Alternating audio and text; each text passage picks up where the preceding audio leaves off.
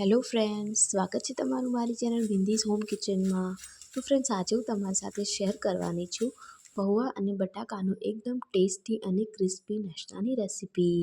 તો ફ્રેન્ડ્સ, આ નાસ્તો એટલો ટેસ્ટી અને ક્રિસ્પી બનશે જેને તમે બાળકોને લંચ બોક્સમાં પણ આપી શકો છો. તો ફ્રેન્ડ્સ, હવે વિડીયોમાં એન્ડ સુધી બન્યા રહેજો અને વિડીયો ગમે તો લાઈક કરજો. હવે ચાલો રેસીપી શરૂ કરીએ. અહીંયા એક બાઉલમાં 1 કપ જેટલા પૌવા લઈ લીધા છે, તેને એડ કરી લઈશું. તેમાં 1 ગ્લાસ જેટલું પાણી એડ કરીશું અને તેને સારી રીતે વોશ કરી લઈશું. તેને આ રીતે આપણે સરખી રીતે મસળીને વોશ કરી લેવાના છે. હવે તેમાંનું બધું જ પાણી આપણે કાઢી લઈશું. મેં પાણી કાઢી લીધું છે. હવે ફરીથી આપણે તેમાં પાણી એડ કરી લઈશું. પૌવા ડૂબે એટલું જ પાણી એડ કરીશું અને પૌવાને સારી રીતે ડુબાડી લઈશું. હવે તેને 5 થી 10 મિનિટ સુધી રહેવા દઈશું.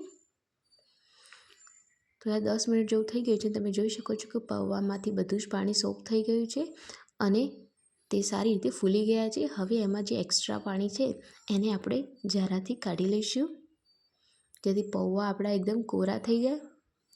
તો આ રીતે આપણે પૌવાને બીજા વાસણમાં કાઢી લેવાનું છે અને તેને આપણે પૌવાને કોરા થવા દઈશું. તો પૌવામાંથી પાણી કાઢીને તમે જોઈ શકો છો કે પૌવા આપણે સારી રીતે કોરા થઈ ગયા છે. હવે એક મિક્સિંગ બાઉલમાં આપણે પૌવાને એડ કરી લઈશું. હવે આપણે તેમાં મેં અહીંયા 4 મીડિયમ સાઇઝના બાફેલા બટેકા લીધા છે, છાલ ઉતારીને તેને પણ તેમાં આ રીતે હાથથી મેશ કરીને એડ કરી લઈશું. બટાકા એડ કરી લીધા છે. હવે આપણે પૌવા અને બટેકાને સારી રીતે મિક્સ કરી લેવાનું છે. એકદમ મસળીને મિક્સ કરીશું, જેથી પૌવા અને બટેકા સારી રીતે મિક્સ થઈ જાય. તો આ જ રીતે આપણે સારી રીતે મિક્સ કરી લઈશું. તો ફ્રેન્ડ્સ, તમે ઘણો નાસ્તો પૌવાનો પણ બનાવ્યો હશે અને બટાકાનો પણ બનાવ્યો હશે, પણ આ રીતે પૌવા અને બટેકાનો આ નાસ્તો એકવાર જરૂરથી ટ્રાય કરજો. તો મેં આ પૌવા અને બટેકાને મિક્સ કરી લીધું છે, તમે જોઈ શકો છો. હવે આપણે તેમાં 1 મીડિયમ સાઇઝની ડુંગળી મેં ઝીણી કટ કરી લીધી છે, તેને પણ એડ કરી લઈશું. 2 તીખા લીલા મરચાં લીધા છે, લીલા ધાણા લીધા છે, 1 ચમચી લાલ મરચું પાવડર, 1 ચમચી ધાણા જીરું પાવડર અને સ્વાદ પ્રમાણે મીઠું, 1 પિંચ જેટલી આપણે હળદર એડ કરીશું. અડધી ચમચી ગરમ મસાલો એડ કર્યો છે. 1/4 કપ જેટલું બેસન એડ કરીશું અને હવે આ બધી જ વસ્તુને આપણે સારી રીતે મિક્સ કરી લઈશું. તો એ મરચું તમે તમારા ટેસ્ટ પ્રમાણે લઈ શકો છો. જો તમે બાળકો માટે બનાવતા હોય તો તમે મરચું થોડું ઓછું પણ એડ કરી શકો છો. હવે આ બધી જ વસ્તુને આપણે સારી રીતે મિક્સ કરી લેવાનું છે.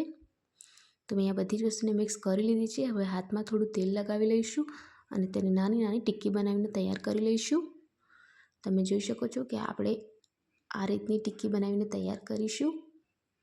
બધી સાઈડથી એક સરખી બનાવવાની છે ટિક્કીની. હવે આપણે આ જ રીતે બધી જ ટિક્કી અગાઉથી બનાવીને તૈયાર કરી લેવાની છે, જેથી આપણે તળવામાં આસાની થાય. તો આ જ રીતે આપણે બધી જ ટિક્કીને બનાવી લેવાની છે. તો મેં અહીંયા બધી જ ટિક્કી બનાવીને તૈયાર કરી લીધી છે. તો હવે આપણે કઢાઈમાં તેલ ગરમ કરવાનું છે. તો આ નાસ્તો આપણે ખૂબ જ ઓછા તેલમાં બનાવવાનો છે. તો મેં અહીંયા 1/4 કપથી થોડું વધારે તેલ લઈ લીધું છે કઢાઈમાં અને તેને સરસ એવું ગરમ થવા દઈશું. તેલ અહીંયા આપણું ગરમ થઈ ગયું છે. હવે આપણે બધી ટિક્કી એડ કરી લઈશું. જેટલી કઢાઈમાં સમાય એટલી આપણે તેમાં એડ કરી લઈશું. હવે ગેસની ફ્લેમ મીડિયમ કરી લઈશું અને તેને એકદમ ગોલ્ડન અને ક્રિસ્પી થાય ત્યાર સુધી આપણે તેને કૂક થવા દેવાની છે.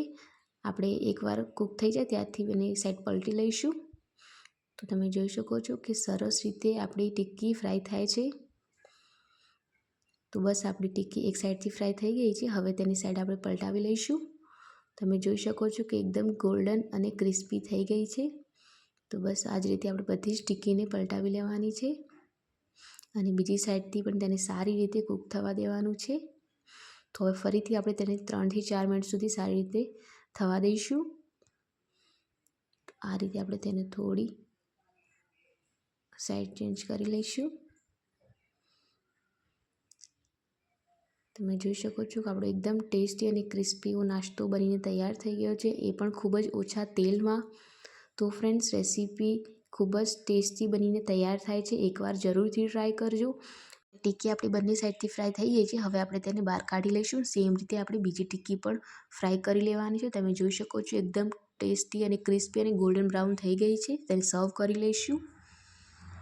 તો ફ્રેન્ડ્સ, એકદમ ક્રિસ્પી કુરકુરી અને તમે જોઈ શકો છો કેટલો સરસ એનો અવાજ પણ આવી રહ્યો છે. એકદમ ક્રિસ્પી આપણી ટિક્કી બનીને તૈયાર થઈ ગઈ છે. તો બટાકા અને પૌવાનો ફ્રેન્ડ્સ આ એકદમ ટેસ્ટી અને ક્રિસ્પી નાસ્તો એકવાર જરૂરથી ટ્રાય કરજો. અને વિડીયો ગમ્યો હોય તો વિડીયોને લાઇક, અને જો મારી ચેનલ પર નવા હો તો ચેનલને સબસ્ક્રાઈબ કરવાનું ના ભૂલતા. અને આવા અવનવા રેસીપીના વિડીયોની નોટિફિકેશન માટે બેલ આઇકોનને જરૂરથી પ્રેસ કરજો. તો ફરી મળીશું આવી નવી રેસીપી સાથે. ત્યાં સુધી આવજો.